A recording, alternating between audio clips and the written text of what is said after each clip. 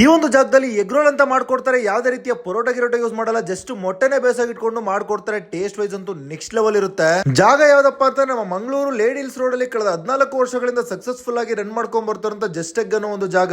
ಇವರು ಸ್ಟಾರ್ಟಿಂಗ್ ಅಲ್ಲಿ street food ಅಲ್ಲಿ ಮಾಡ್ಕೊಂಡ್ ಬರ್ತಾ ಇದ್ರು, ಬಟ್ ಕಾರಣಾಂತರಗಳಿಂದ ಸ್ಟ್ರೀಟ್ ಫುಡ್ ಅಲ್ಲಿ ಮಾಡಬಾರ್ದು ಅಂತ ಗೊತ್ತಾದ್ಮೇಲೆ ಈಗ ಒಂದು ಅಂಗಡಿ ಮಾಡ್ಕೊಂಡು ಜಸ್ಟ್ ಎಗ್ ಅನ್ನೋ ಒಂದು ಹೆಸರಲ್ಲಿ ರನ್ ಮಾಡ್ಕೊಂಡ್ ಬರ್ತಾ ಇದಾರೆ.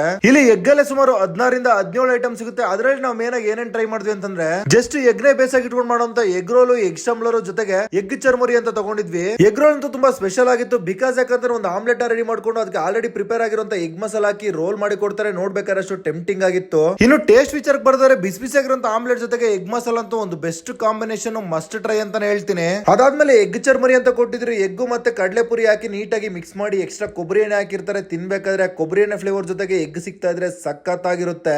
ಫೈನಲ್ ಆಗಿ ಎಗ್ ಸ್ಟಂಬ್ಲರ್ ಅಂತ ತಗೊಂಡಿದ್ವಿ. ನಾರ್ಮಲ್ ಎಗ್ ಬುರ್ಜಿಗೆ ಬ್ರೆಡ್ ಹಾಕ್ಬಿಟ್ಟು ನೀಟಾಗಿ ಟೋಸ್ಟ್ ಮಾಡಿ ಕೊಟ್ಟಿರ್ತಾರೆ. ಮಸಾಲವಾಗಿ ತಿನ್ಬೇಕಾದ್ರೆ ಅದು ಕೂಡ